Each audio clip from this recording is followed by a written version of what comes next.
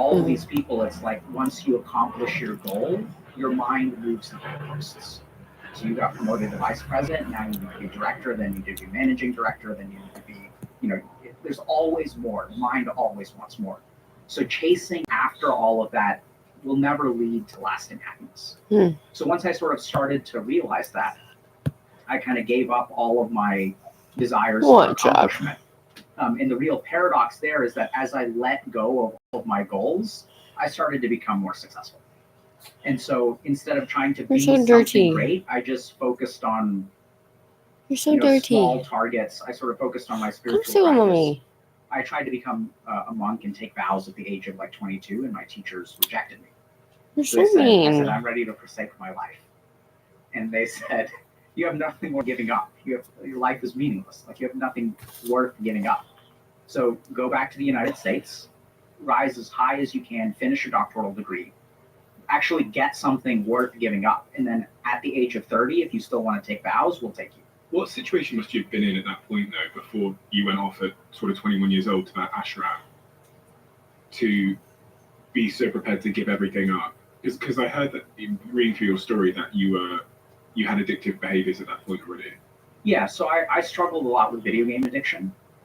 So I started playing video games when I was very young. And then in high school, it really started to impact my grades. In college, I was basically playing video games all day long instead of like going to class and stuff like that. Like I remember waking up the morning of my Spanish final, so my final exam, and then realizing that I like wasn't very prepared for it. So I just turned off my alarm clock and went back to sleep and reported guaranteed failure. And so where I was mentally was just in a really bad place. So I had all of these goals and aspirations, and I was so frustrated with myself that I couldn't bring myself to do what I wanted. Right. So I knew that I had to study more every single day. I would wake up and be like, I have to study more. I have to catch up. I've fallen behind. And so I'd have all of these thoughts. And no matter how much I wanted something, it seemed like my body or my brain would just not listen to me. It wanted the video more. It wanted something else more. And so what I really was I had no control over my life. I was probably depressed. If I had seen a psychiatrist, I'm sure I would have gotten diagnosed with something. Brief periods of suicidality, basically waking up at noon every day, playing video games all day long. And I also remember like before I had to play to the point put my head on the pillow and I did not pass out. All of the thoughts that I was keeping at bay with the video games were rushing back about how day after day. And I was just sort of sinking deeper and deeper and like falling into a pit that I could not climb out of. So the ashram in India tells you that you can't give up your life. What happened then? And why did you specialize? So when I went to med school, when I was in med school, I still had ego. So I still have ego now, but so I was going to like combine Eastern medicine and sort of focus on evidence-based complementary and alternative medicine. And I was going to be an oncologist to save lives. But what I really found is that in med school, a couple of things. One is my favorite organ was the mind. So what I fell in love with in India was the mind and sort of the internal sense of self and all this kind of stuff. So I really liked that. And I think that my people were in psychiatry. So the other thing that happened is I was trying to decide between internal medicine and oncology and psychiatry. Yeah. And so one of my mentors in med school told me, like, do this. So do 1 month of each and then just ask yourself which one you enjoy more. So on the one hand, when I was thinking about oncology, this was also chasing a desire, right? I had this idea that I wanted to be a real doctor, right? Because those are like, I want to cure cancer. Like that's like, let's be like a real solid doctor and do that. And then what I noticed was that now what interests me is very like sitting in front of a computer. So when you work in a hospital, like 8 hours a day, I'm sitting in front of a computer, and you spend very little time with your patients. And then over time, I started to realize that like psychiatry is the only field of medicine that we're losing the war. So if you look at medical outcomes for things like bypass surgery and stuff like that, those are really good. And this is really insane to really think about. So we can take your body, Stephen, and we can give you a heart from a different human being. We can give you a kidney from a different human being. We can give you a liver from a different human being. If you have a part of your body that doesn't work, we can literally rip it out of you, stick in a new one, and you will survive. So outcomes in every field of medicine are improving except for mental health. So mental health is the one area where addictions are getting worse, depression is getting worse, suicidality is getting worse, and this is in spite of advances in neuroscience. So something has happened where we missed something about the mind, and everyone is getting sick. So like this was the problem that really attracted me. And this isn't about my desire. This is sort of where we introduce the concept of dharma or duty. So I recognize that I'm lucky. I'm a kid who got to spend 7 years studying to become a monk in India. I travel back and forth. I studied but it's really unique perspective. And then I got to train at Harvard Medical School. And what am I supposed to do with this knowledge? Right? Like this is 15 years that I've devoted to understanding how human beings work. And like I had this very kind of chic private practice in Boston where I worked with very, very successful people and help them achieve. And then I sort of realized like that's not what I'm here. Right? So I've gotten 15 years to learn all of this stuff, and like there's no shortage of people lining up to help CEOs with their mental health. There's absolutely a shortage of people helping 25-year-old incels who are like on the internet, who everyone wants to throw in jail because they're very hateful and misogynistic and things like that. So I sort of realized that like, okay, like this is what I'm supposed to do. So I'm going to do it. Okay, so I've got a big question, but before it's just to tee up that big question, you said you had this practice in Boston where you're working with sort of high-profile individuals, etc. What is the full spectrum of individuals that you've spent time working with on a one-on-one basis or through your practice?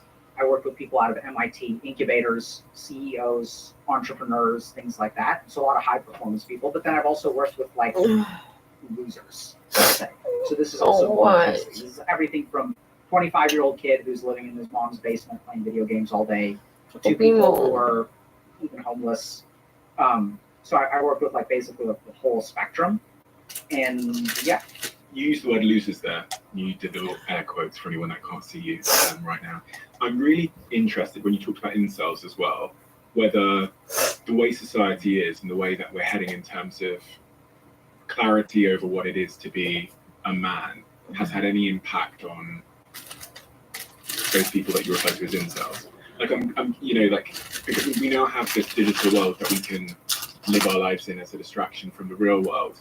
And there's now more confusion than ever over what it is to be a man and the role of a man in and then we look at the stats around suicidality. And I think in Europe, the biggest killer of men under the age of 45 is themselves currently. Is the shifting idea of what it is to be a man having an impact on people's sense of self and their purpose? 100%. So there's a crisis that's going on in men, and people think that this is new, but I don't think it's new. It's always been there. So if you look at like, even 50, 60 years ago, 80% of suicides are still going to be men. So historically, men have been killing themselves for like 100 years, and no one's been paying attention. We're just noticing now because the problem seems to be getting worse. So there's a couple of things that are really interesting to understand. So one is that if we look at what technology is doing to our brains, the first thing that it's doing is it is externalizing our attention. So if you look back, like let's say 1,000 years ago, as human beings, we spent a lot more time with ourselves. So let's say that you and I go out hunting, and then let's say you shoot an arrow at a deer and you miss, and then I shoot an arrow at a deer and I hit. So in this moment, I'm superior to you. And then we pick up the deer and we're carrying it back, and then we have about 2 or 3 hours to take that emotional insult and we kind of process it. We just give our mind space to process it, which it does automatically. Now, if you look at what happens in people's days, they don't actually have any time to process what happens to them because we are so constantly distracted by external things. So I don't know if you're like this, but I was in this point where I was idiotically efficient.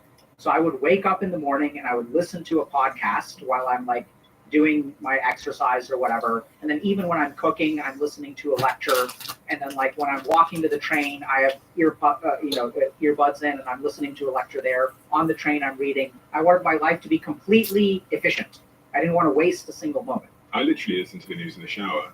Right? So we don't want to waste time. And so if you really think about it, where's the attention of your mind? Your mind is pointed outside of you. And so then what happens is once we do not pay attention to ourselves, we lose sight of our internal signals. Literally in the same way that if you raise a child in a dark cave, the photoreceptors in their atrophy. So anything that the mind does not get access to will start to atrophy. If I don't practice Spanish, I'm going to forget Spanish. The brain is a very efficient organ. So as we externalize our attention, we lose sight of our internal signals. We don't know who we are anymore. And now if I don't know who I am, how do I figure out who I'm supposed to be? I pay attention to the outside. Where are the answers? They're on the outside. So this person is talking about masculinity. This person is talking about what it means to be a man. This person is talking about what it means to be a man. And now since I don't have any internal source of information, I'm trying to figure out what it means to be a man from the outside world. And this is when men get truly fucked. Because what it means to be a man, we are getting all kinds of mixed signals. So on the one hand, it means being physically fit. On the other hand, it means being a provider. On one hand, it means having sex with as many women as you can find. On the other hand, it means having sex with just one woman and being a really solid man and being a good father. And then there's also people telling us that being a man means that you're shit, right? That you're toxic, that your testosterone level makes you violent, that you're evil, that you're privileged, that there's patriarchy, all this kind of stuff. So we're getting all this information from the outside about what it means to be a man. And so there are all kinds of interesting ramifications of this. So men in today's society are not allowed to complain. So if you complain and you're a successful person or a privileged person, everyone is going to think you're arrogant. Everyone is going to think, oh my God, who's this fucking guy? This guy doesn't know what my life is like. How does he have any right to complain? And even your mind will tell you this. You'll look at these people and you'll be like, yeah, I don't have a right to. But now we need to stop for a second and think about what it does to your psychology when you as a human being are not allowed to take yourself. I've worked with people who grown up in abusive households where children will say to their parents, Mommy, Daddy, I'm hurt. And the parent smacks them across the face. How dare you? You're so lucky. You don't realize the sacrifices I make for you. It's traumatizing to the child when they say, I am suffering and no one listens. This is what we're doing to the generation of men. People are saying, I am suffering. For 100 years, men have been killing themselves. 80% of suicides are men. The most dangerous thing for a man under 45 is themselves. And these people have been literally killing themselves because no one has been listening to them.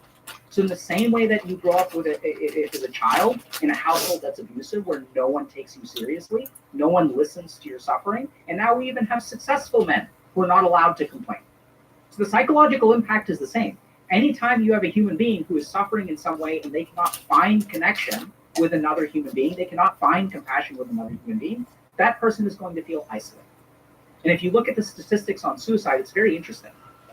So the number one thing that correlates with male suicide is not depression. This is super scary. There's one study I saw recently that suggests that 50% of men who kill themselves have no history or evidence of mental illness. And this, I believe the statistic in my clinical practice because I know what depression looks like. I know what bipolar disorder looks like. And half the men that I work with, at least, are not actually mentally ill. See, mental illness means a pathology of the mind, which means that the mind is not functioning. Most of the suicidal men that I work with, their mind isn't malfunctioning. They genuinely have a life that is no longer worth living. They're looking at things and objectively realizing that there's no way out of the situation. So they turn to suicide. So I know it's kind of like a very controversial statement, but I think that's what my clinical practice has shown, and there's some research to even back that up. So if we sort of look at that they have nowhere to turn to, and the number one thing that correlates with it is not mental illness, but it's a sense of thwarted belongings. So this is kind of like multivariate regression analysis. But basically what happens is what causes people to kill themselves is they try to connect with others and they get rejected. So it's specifically a very specific research term called thwarted belongings. So I try to belong to a group, and that group, or multiple groups usually, will thwart my attempts to join the tribe, to join the community. And this is what actually correlates a lot with suicidality. So what's going on with men right now is that we really don't allow them to suffer, because then you're not manly. And we're so externalized with our attention that we're not connecting with ourselves. And so we're looking to other people to tell us what it means to be a man. But that may or may not work for you, right? That may have been what worked for them. So then we kind of get into this problem where we're disconnected from ourselves. And then the world doesn't accept us. We're not allowed to suffer. And that's what it is. What is the remedy to this? So I think the first thing is we must reconnect with ourselves, right? So when you're kind of saying why does everyone think oh, I need to like achieve this, I need to make this money and things like that. Where did you learn that you should do all that? You learned all that from the outside. Instagram, right? So we get fed all of these ideas because if you look at all these influencers, what are they doing? They're never crying. They're smiling. Some of them will even pay very attractive women to take pictures with them. Well, some of them are crying, but they're crying and uploading it for ulterior motives, right? Absolutely, and I think a lot of them are genuinely suffering too.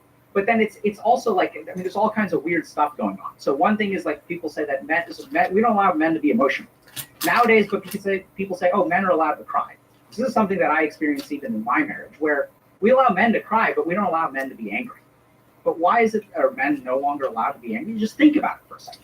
So anger is just a completely normal emotion, right? But if I'm in a situation where I'm in an argument with my wife and I feel emotion A and I express emotion A and she feels emotion B and she expresses emotion B, these two things should be equal, right? We as both human beings get to express what we feel.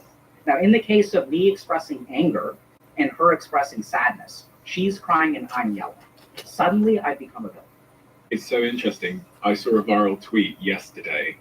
It was someone Googling, my wife is yelling at me, what should I do? And then my husband is yelling at me, what should I do? When they Googled, my husband is yelling at me, what should I do? Domestic violence helpline comes up. There's like a Google pop-up. When you Google, my wife is yelling at me, what should I do? Nothing comes up. Yeah. Because obviously, as you said, in the case of villainization, I know that most domestic violence comes from men, but it's interesting that we see the emotion, we interpret the emotions entirely differently because of that. Absolutely, right? So we as a society will say like, oh, men need to be in touch with their emotions, but not anger. And then this is what really screws men, because as men, we are socialized and conditioned to only feel anger. This is the only emotion you're allowed to feel as a man growing up. And this is the one emotion that gets demonized when you're older. So I'll give you a simple example. So like I used to get bullied a lot, right? So when I get bullied in school, like what am I supposed to do, Stephen? In school, well, it depends if you can fight back. Absolutely, right? It's fighting back. Like you didn't say talk to the teacher. You didn't say ask for help. You didn't say cry about it, because if I cry about it, what's going to happen, Stephen? You're going to get bullied. Absolutely. So we turn every emotion. So men experience anger as something called an umbrella emotion. We literally suppress and are conditioned to suppress all other emotions except for anger. And then if you talk to men about their experience of life, anger is always the first thing that comes out of their mouth. Someone breaks up with you, how do you feel about it? Do you feel ashamed? No, that's not what we say. I feel pissed off. How could she do this to me? And then we vent that anger on the internet, and then this turns into misogyny, right? And then we get demonized for it. And it's not that there isn't, we should be harshly judged if we act on those kinds of emotions. I'm not saying that that's the case. But what we also need to consider is that the men who are saying these kinds of toxic things are saying that for a reason. This is because of their upbringing. This is because of the world that they lived in, right? So we're conditioned to only experience anger. Even sadness gets turned into anger. Shame gets turned into anger. Fear gets turned into anger, right? So if I'm afraid of something happening, what do I need? I need to man up, get angry, right? Like, let's go, son, let's go. This is the emotion that we tap into to overcome fear. So we don't feel any of those other emotions, and we're left only feeling anger. At the very heart of aggression, I had someone say to me once that at the very heart of aggression is some kind of insecurity. But for men, when they encounter that insecurity, they only know how to sort of manifest it as aggression. So I wouldn't agree with the first thing, that at the heart of all anger is insecurity, but I would absolutely agree with the second thing, that the only way we know how to respond is with anger. Because here's the exact quote, just found it. The source of aggression is insecurity. As we are unconsciously aware that our position in life is never secure, people feel increasingly insecure and helpless, so they will be increasingly aggressive and confrontational at a personal and a social level. So let's tunnel down into that for a second. Okay, so I think that is true on some level, but also I would disagree. So the first thing is that we have parts of our brain, even animals feel anger. But I think that like when two dogs are fighting over territory, I don't think that that's born of some kind of identity of insecurity, right? So if we really look at like the evolutionary purpose of anger, this is my opinion, is that anger is the emotion that we feel to protect our territory. It's a protective emotion. So if I slap you across the face, what's the first thing that you're going to feel? It's going to be anger. So if I insult you, you're going to feel angry. It's fascinating the way that it works. So anger causes our thoughts to be faster. Anger causes our peripheral vision to collapse to 30 degrees. So I only see what's in front of me. And it also makes me less sensitive to pain. So like my nociceptors will actually like start to be suppressed when I feel angry, right? So if I get into a fight, I'm going to feel it tomorrow, but like while I'm getting hit, I'm of it all insecurity. I think anger is simply an evolutionary response. It's something that we experience to protect ourselves. That's why we feel angry, right? So if I attack baby bear, mama bear is going to come out angry. So it's really a protective emotion. Now, I agree with the second part of the statement 100%, that when we feel insecure, especially as men, the only way we are taught to deal with our problems is through anger, right? So if I'm feeling insecure, if I'm feeling ashamed of myself, if someone's bullying me, what do? I put them in their place, right? I don't try to make peace. I don't complain to someone because no one's going to take me seriously, right? I have to stand up for myself. So we've got the first point there about how we remedy this challenge, which is about self-expression, more self-expression. That's what I heard. Not self-expression, introspection. Introspection, getting to know ourselves. Right. So it's very simple. So if you look at your idea of what it means to be a man, what percentage of that idea comes outside of you? And what percentage of that idea comes from within? About 90% comes from outside. 90% of people, we're 90% fucked. Right. So, and if you look at, I'm sure you know this, and you've probably done this too, if you look at where is the goodness in your life, where does it come from, Stephen? It doesn't come from what other people have told you. They may have told you something, but then you looked within yourself and then you found that to be true. Yeah. The goodness in you, the motivation, the really good motivation in you, not chasing things, but the duty that you have, everything that you really strive for, all that good stuff comes from inside. World that pulls our attention away from ourselves. What do you think of Andrew Tateism then? So as a general rule, I don't comment on people that I don't speak to. Mm-hmm. So tell me the features of what you're talking about. Okay, so the recent wave of internet masculine influencers who have like Bugattis and lots of women and sports cars, and there's many of them. And they seem to be resonant for some kind of reason. That are kind of saying that the way to be a man is to have loads of money, lots of women, these kind of cars, physical strength. And there's just this huge sort of generation of young, typically men, that are now disciples of that religion. Yeah. So I think if you dislike that toxic masculinity, what we need to understand is it's the people who hate that toxic masculinity that are driving these people towards it. So I know this is kind of crazy. So what's happened is this has grown, right? And as it's grown, what have we done? We've demonized these people. We've said these people are bad. And as we demonize them, what's happened? They've grown stronger. So this is something that's very important to understand. If you are a man and you say, I am suffering today, what is the response that you're going to get? Shut up. Absolutely. Not in those exact words, but that's whatever the words are, that's what they mean. Now, I want us to be very, very careful, right? So if you're listening to Stephen say people tell you to shut up, and your first thought as a listener is, no, that's not true, that's the problem. So if people agree with you, they understand what you're saying. But if they disagree with you, that's the problem. We literally have a man who's telling us right now that your experiences when I say I'm suffering, people tell you to shut up. And then people are going to be judging you for saying that. And they're going to be saying, no, that's not true. They're going to be saying, shut up. Absolutely. Right? So this is exactly the problem. So men are struggling right now. And the rest of the world says, no, you're not. You're privileged. You're a man. There's a patriarchy. And I'm not commenting on the sociology of it. There is a patriarchy, whatever. Men have many advantages in life. I've experienced many advantages of being a man. It's absolutely true. Let's not go there. I'm talking about the individual experience of men. So there is one group of people on the planet who says, yes, your life does suck. And that's these toxic masculine people. They're the only people that truly validate men's experiences. Because everyone else says, why are you complaining? And these guys say, yeah, you're a fucking loser. What are you going to do about it? They at least meet you where you're at. And they say, yes, your life is hard, and I will show you a way to make it better. Whereas the rest of the world says, no, your life isn't hard. What are you complaining about? And I've seen this as a doctor. I've seen patients who are complaining about pain, women who are complaining about pain because they have an internal bleed within the wall of their uterus that cannot get detected. And they're saying, I'm hurting, I'm hurting, I'm hurting, and we ignore this person's pain. And that's when things go bad. So for years and years and years, we've ignored the struggles of men. And there's one group on the planet who accepts them with open arms. And the more that we demonize them, so when someone starts believing this toxic masculinity, what is the response? Do people ever ask, like, help me understand what your life is like? Like, what do you like about this person? Because everyone's going to them for a reason, but we never bother to ask. What does this mean to you? We see these posts all the time in our community. My boyfriend is getting into this stuff. My son is getting this stuff. How do I stop it? Hold on a second. Don't try to stop it. Understand it first.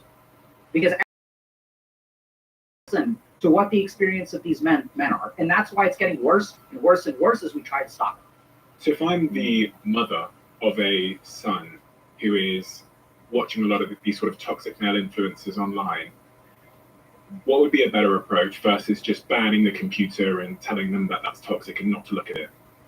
Help me understand what you like about this. What is it like to be a man in today's day and age? How do you feel about yourself?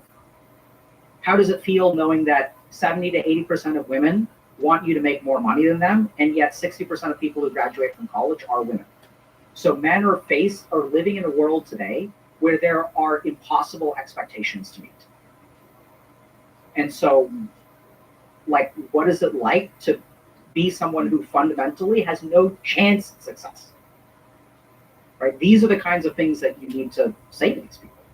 You need to give them an alternate place to go where they can be heard and helped, supported, and understood. See, anytime we make a judgment, our mind already has a conclusion. There's nothing left to learn anytime we're judgmental. So what do we do to all these people who are toxic men? We even create the word toxic. We literally label them as bad in some way. And I'm not saying that the behavior isn't toxic. But what I'm trying to point out is that even in our language, there is so much harsh judgment. So I once had a patient. We both just did it, didn't we? Absolutely. Mm. So I once had a patient who was smearing feces all over the school. So adolescent kid, right? And when you have a kid who's literally taking a shit and wiping it on the walls and stuff, what happens? The kid gets punished. The kid gets punished again and again and again. The one really sad thing is no one ever asks, why are you doing this? What's going on inside you? Because healthy kids don't do this. It's only kids who've been traumatized in some way. And as I've worked with incels, as I've worked with people who are toxically masculine, it always starts with trauma. And when I say always, it is a clinical experience, but I'm talking about 100%. So 100% of people start on this path by getting hurt in some way, by getting taken advantage of in some way, by sacrificing something and not getting something in return. And they have their share of responsibility too. I'm not saying that they're hapless victims, but I think that people who are raised with love and compassion and do have connections don't go down this road. You're so passionate about this, aren't you? Because I feel like your eyes have seen in your practice some pretty heartbreaking things. Yeah. I think it's like, see, unless we are willing to be what these people need, they're going to continue going down the toxic masculinity. Someone needs to start offering these people safe haven. No matter what they say, or not no matter, I think there should be consequences for actions. But so this is as someone who's worked in a jail, right? So this is what's kind of interesting if you think about it. People will judge me for talking to or even trying to support people who are toxically masculine. They're like, oh my God, you're such an asshole. You're giving these people a platform. How could you make the world a worse place? And then I tell them I worked in a jail for 3 months. They're like, oh, look at you. You're so compassionate. You're working with these people who are like criminals. And like, oh my God. I don't think they realize that anyone you see on social media is 10 times better than the people that I work with in jail. These are people who are actual pedophiles, actual rapists, right? Not just talking about it. Maybe the people on social media are too, I don't know. And so it's really interesting the way that our mind automatically judges things. And so if we really want to fix this problem, and I think we need to fix this problem, it's just my take. I mean, I'm not I'm a big fan of like compassion and trying to support other human beings. I'm not saying that that's always the right answer. I think sometimes you may need things like war or violence or whatever, and maybe causes for it. But generally speaking, I think that like demonizing these people isn't working. Is there anything else that we haven't covered in the remedies to this sort of male crisis? We've talked about getting more in touch with yourselves. Is there anything else? Do we need more positive role models, or is it really not about the external at all? No, I mean, so I think all that stuff is true. So we know that, for example, like there's like a loneliness crisis and things like that. I think that it's not just role models, like we need individual responsibility. So like, for example, everyone will say, yeah, like I know it's a real tragedy that men don't have friends, but it's not my job to fix. I will hear this from both men and women, that like it's a real tragedy, but it's not my responsibility. It's sad that this thing happened, but it's not and it would make sense, right? No human being is responsible for another human being. But then the question kind of becomes like, okay, let's play that tape through to the end. What happens to that person? Whose responsibility is it? So if you look at a lot of what's going on with men right now, it's loneliness, it's isolation, it's touch starvation, it's suicidality. Sexlessness as well. Sexlessness. And it's no individual person's responsibility, but the real problem with this is that these are not problems that men can solve on their own. This is exactly why this is the problem that men are experiencing. Because as men, we are taught to be independent. We are taught to be, you should fix everything on your own. And so men have fixed all of the things that we can fix on our own. The only thing that's left is the things that we must rely on other people for, right? So no one's complaining about, I mean, a lot of men are obese, but there's not like an obesity, there's a crisis, but that's not what's bothering people. That's not where we're losing the war. We're not losing the war on baldness, right? So there are lots of things as a man that you can fix in your own life. It's just the real challenge is that no one is willing to take responsibility for any level of connection with men. And so that's not something that is going to get fixed because you need another human being to hug you. Like you can't hug yourself. It just doesn't work. So my area of focus tends to be on introspection because I think that's like really, really powerful, but there's all kinds of other stuff that's important. Mentorship, role models, all that kind of stuff. But I think ultimately through introspection, you can attain complete peace, no matter who you are, what your path is, circumstances, and it's kind of like the silver bullet, which is the Buddha discovered. So are you saying now that as a society, we should take on more of the responsibility for some of these big fundamental issues that men and people in crisis can't solve for themselves? Subtly, no. Not a society. Because as a society, who's part? No. I mean, you. I mean, your listeners as individuals need to take responsibility. And it's not that you have to take responsibility. It's not fair to you to be responsible for someone else. But unless everyone who's listening to this podcast goes out and literally hugs a man, no one else is going to do it. Because if you don't do it, who's going to do it? You can't rely on society. We've been relying on society to fix the problem. It's not working. Society can't do shit. So you're saying me? Forget yes. Society. Don't wait for government to have some kind of intervention. How's it working out? Not great. I mean, the direction of travel as it relates to these sort of key issues like loneliness are only getting worse and worse. Suicidality seems to be getting worse and worse. Mm-hmm. Now you've got this young generation of women as well that are exploding in their suicidality. Yes. Young women. I think it's the fastest growing group at the moment, if my stats are correct there. Yeah, so we have one really interesting thing is that men and women are becoming more equal in many ways, but in unfortunate ways. So female suicidality is getting worse. We're also seeing like male body dysmorphia on the rise, and I suspect it's way worse than we realize. But I think that what we're starting to see is less of a discrepancy in gender-related health issues. So the things that used to be predominantly men are now women are catching up, which is a bad thing. Things that were predominantly women, now men are catching up. So body dysmorphia in men, addictions in women are on the rise. So things are getting worse. What explains that? Specifically the suicidality in young women. I hear social media as a leading cause of that, but yeah, so I think if we look at it, it's not just social media. So I think what's happened is that the fundamental day of a man and a woman, I believe, I don't know if this is factually correct, is getting closer and closer. So like, women are working now, men are working now, like dating is hard, like being on Tinder sucks if you're a dude or a woman for different reasons. We have a lot of technological influence. So like everyone's kind of getting screwed and we're all kind of getting screwed together. And just because things are getting bad or worse for men and men are in crisis has no relation to the fact that women are struggling for a whole different set of reasons. So there's plenty of biases that I see as a psychiatrist. There's biases against men in psychiatry, there's biases against women in psychiatry. I think one of the biggest mistakes that we make is that we seem to think that it's like a pendulum where it's like if we're biased against men, we can't also be biased against women. But I think both groups can suffer at the same time catastrophically. And they are.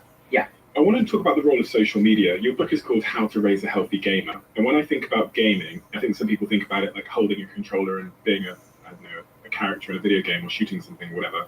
But many of these social media apps are almost indistinguishable from gaming in many respects. So the role of social media in our mental health in the modern world, good, bad, indifferent?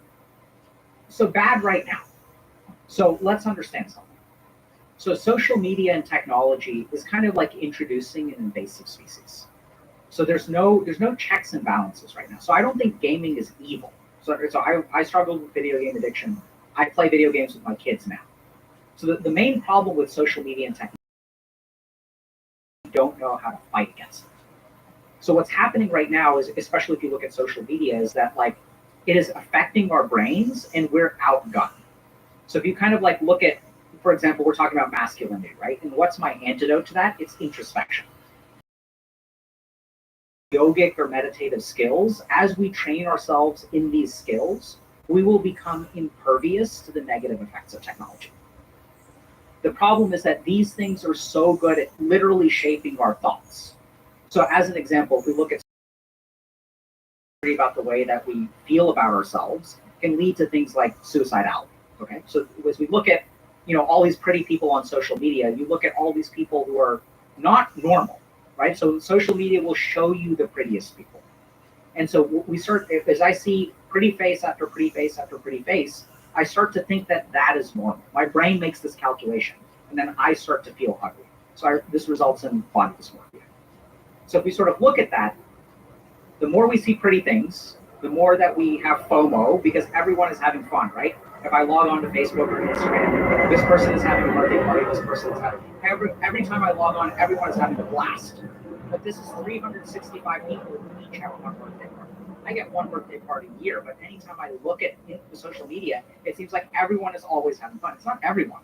It's just one person is having fun today, one person is having fun tomorrow. Everyone just gets one birthday a year. But when we see it, we see everyone's having fun and I'm not having fun. So this makes us feel bad about ourselves. So what is the antidote to that? So in the yogic tradition, we have this concept of ahamkara or ego. So you have particular meditative practices that help you dissolve your ego. And essentially what social media does is amplifies our ego, makes us feel really bad about ourselves. Remember that one of the key hallmarks is comparison of ego. So social media induces a lot of comparison. So as we train our mind, we will become free from those problems. So if I learn how to dissolve my ego, then social media is not a problem. Easier said than done. Absolutely. You even said that you've still got an ego. 100%. And you've done all this practice and you've still got an ego. Yeah. Have you dissolved it at all? Oh, absolutely. So I mean, it's way smaller than it used to be, but even to say that I have completely dissolved my ego is an egotistical statement. So this is a battle that I will never win, and I've just accepted that, right? So there's no way to win.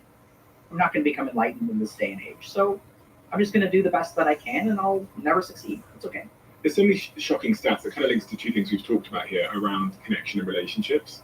I think we all know intrinsically now, especially with all the research and data that's come out, how important relationships are for mental health. Gaming, social media, the digital world, the Vision Pro. I bought one yesterday. Virtual reality, augmented reality. As we head more towards these digital worlds, are you concerned at all that we're losing sight of connection? And I sit that in comparison or alongside the stats that we know about sexlessness, people having less sex, marriages seeming to get worse and worse and more difficult. The direction of travel here doesn't feel like it's very optimistic. Yeah, it's not. And what do we do about that? Do you think we just become gurus and leave the digital world and the Western world and try and escape and take our kids with us? I had someone talk to me about that idea. No, so I don't think so, right? So my book is how to raise a healthy game. What I believe is that these things are only evil if we don't know how to deal with it. So what's happened is human beings have created fire for the first time, but we don't know how to control it. So we don't need to run away from technology. We just need to get better at dealing with it. And getting better at dealing with it is everything from maybe government regulation or whatever to even training our personal sense of self. So if you sort of look at why are relationships decaying, it's for a number of reasons. The first is that See, human relationships evolutionarily were predicated on the fact that humans needed each other for survival. So fundamentally, what has always bound human beings together is like, I need you and you need me, otherwise we're not going to survive. But what's happening in the world today is we no longer need each other for survival. So I never even need to leave my house. I can order groceries, I can order food, I can work from home. I can literally stay in my home or in my room, and I never need to walk out of the house. I never need to interact with someone. So once you remove necessity from the equation as to why human beings form relationships, so we're seeing a decay in relationships because we no longer need each other, right? So women no longer need men. You can have an independent life. As a man, you no longer need a woman. You can get a fleshlight if you want to. You can have an AI girlfriend, your pornography. We don't need each other. And yet the human mind is the only organ of the body that in order for it to be healthy, it requires another human. So we don't need, our heart can be healthy without another human. Kidneys can be healthy, liver can be healthy. Our whole body can be healthy except for the brain and except for the mind. We need someone else to be mentally healthy. So now what we're going to have to do as a society is evolve. We're going to have to start to realize that we don't need relationships anymore in order to survive. But without them, we will all suffer. And so what we need to do is evolve as humans. And I think part of that is like learning some of these yogic and meditation skills so that we can resist the influences, the negative influences of technology. But that also means prioritizing relationships even when we don't need to. Do you think they should teach these skills in school? The yoga 100%. Would be a good time to intervene, wouldn't it? Yes, 100%. And I've taught these kids, these skills to kids. And it's amazing how quickly they pick it up. It's hard for me and you to learn because we're already formed. But just like a language, like if you teach it to a child, I'll teach, I taught infants to meditate, my own children. I taught them to meditate when they were like 2. What does that mean? What are these skills? If you were trying to teach a grown-up like me, where would you begin? So I'll tell you where I began with my kids. Please, yeah.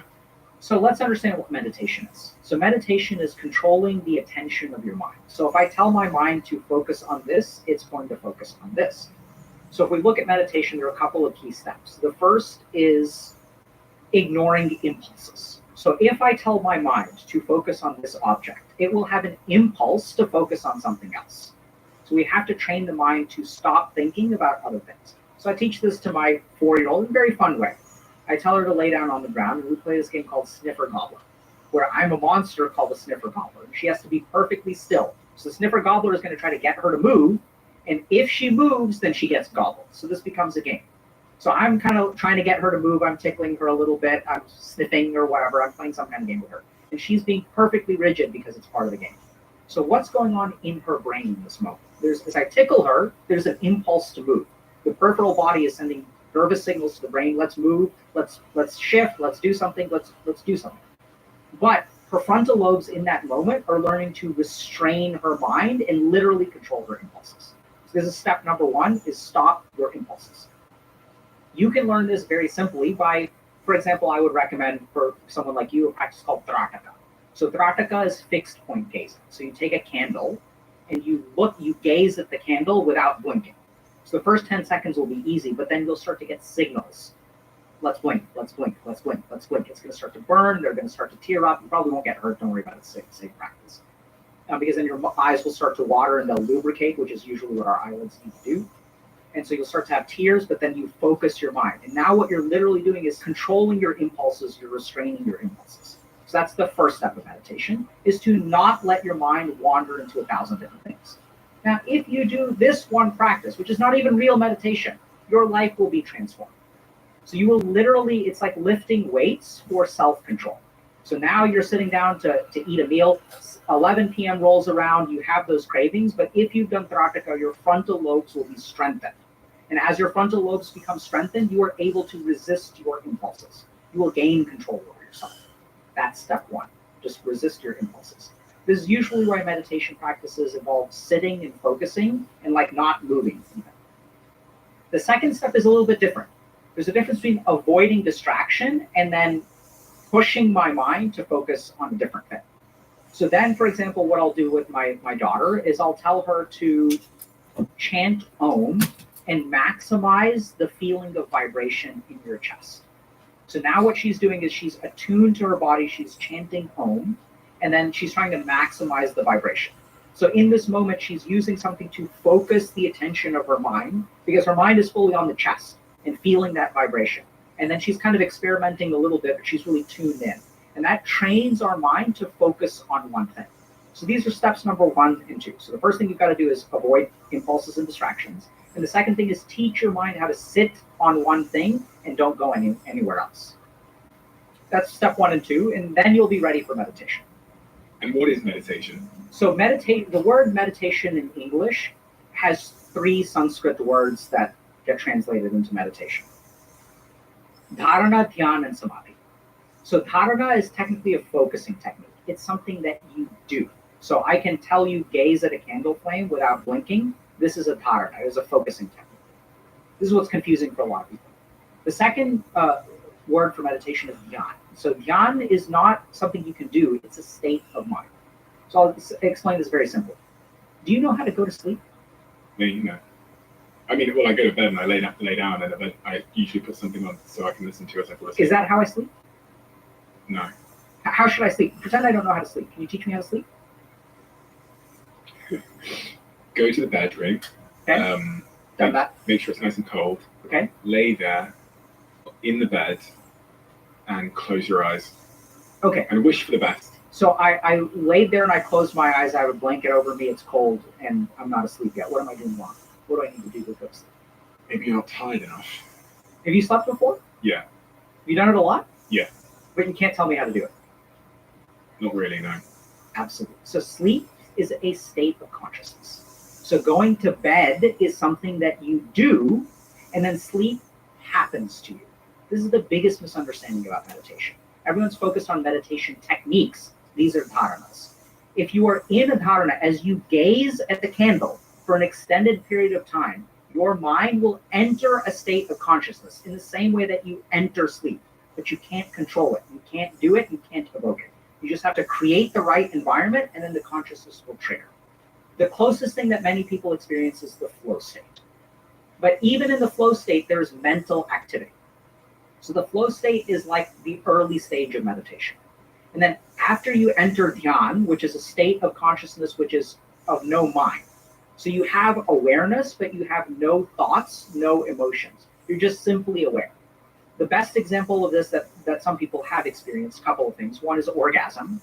The moment of orgasm is one where you have no thoughts. Thoughts come afterward.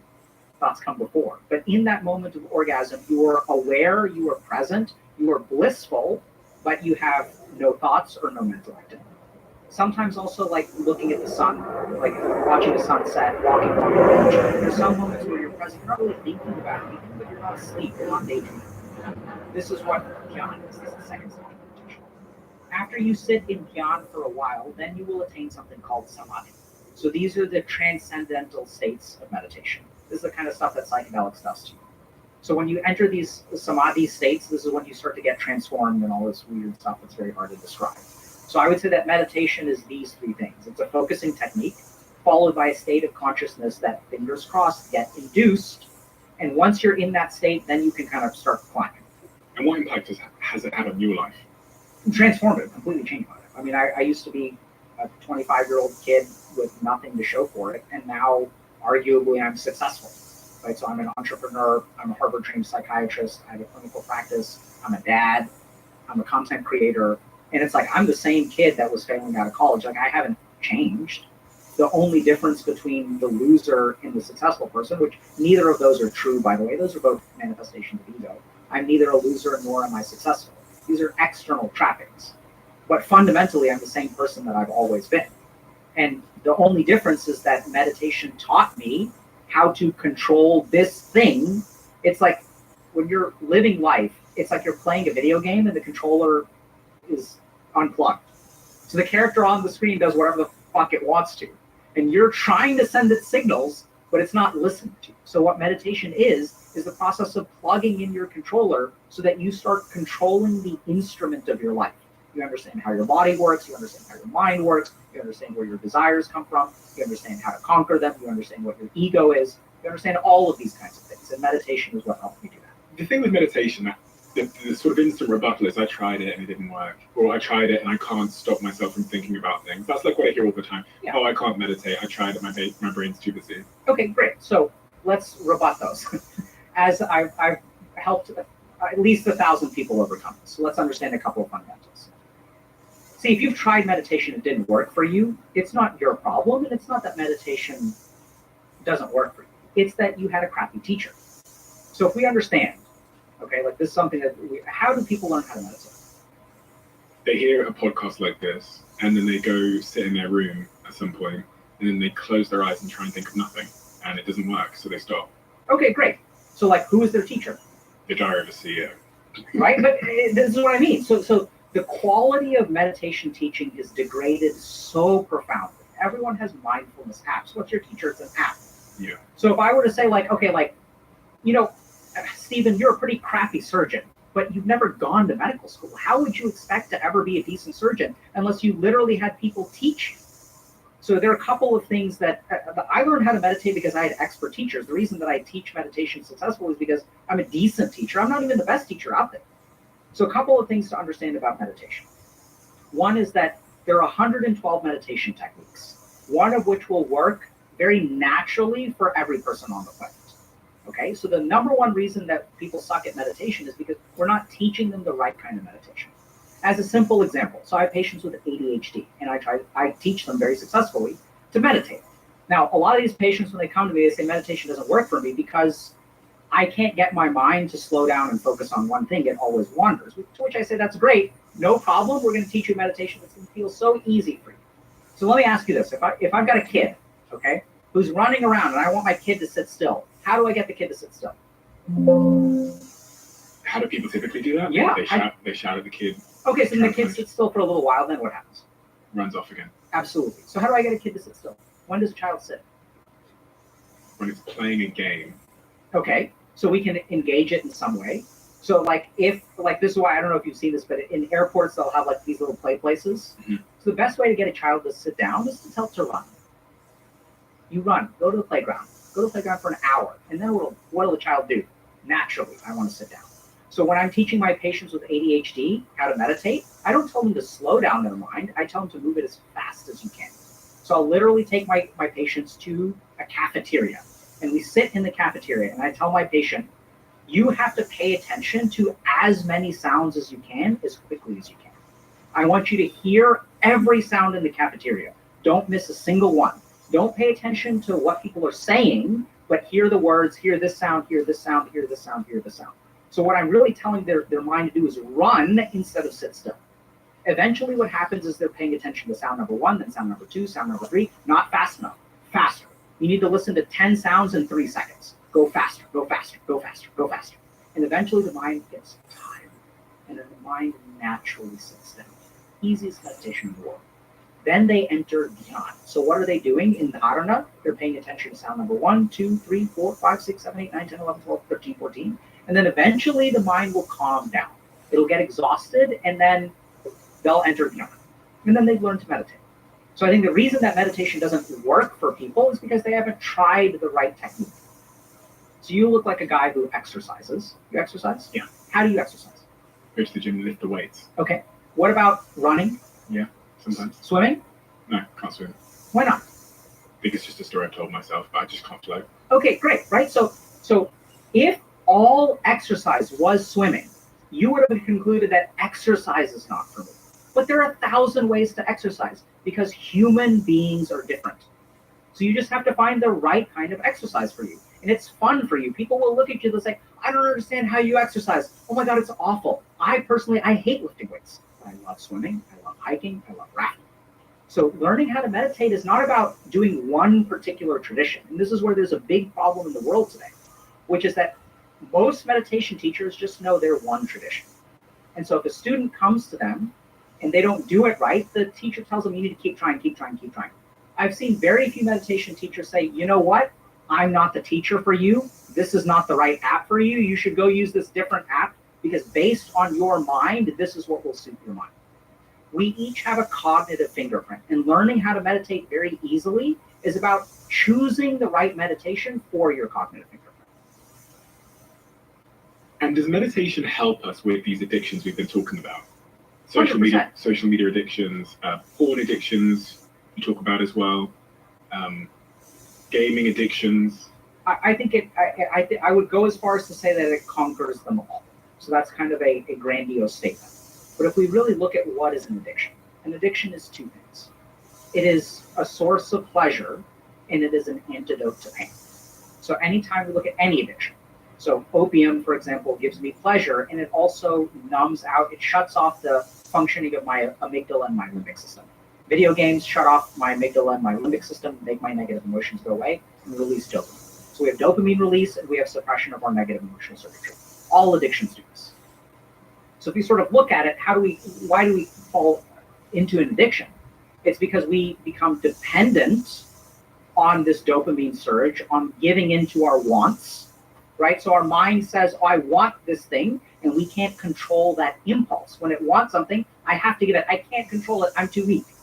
The other thing that happens is that anytime we have pain, we have to run away from it. But meditation is literally the process of training those two skills. So when I have a want, I learn to resist it. I want to scratch my nose, no scratching your nose. And what we sort of know from a neuroscience standpoint is that we know that meditation strengthens our frontal lobes, and weak frontal lobes are fertile ground for addictions. So we know that we literally strengthen the parts of the brain that will help you resist an addiction from the pleasure side. The other cool thing about meditation is that it makes us not impervious to pain, but we stop avoiding pain. So you asked me, like, am I nervous about how to book it? No, if it crashes and burns, then I will be sad.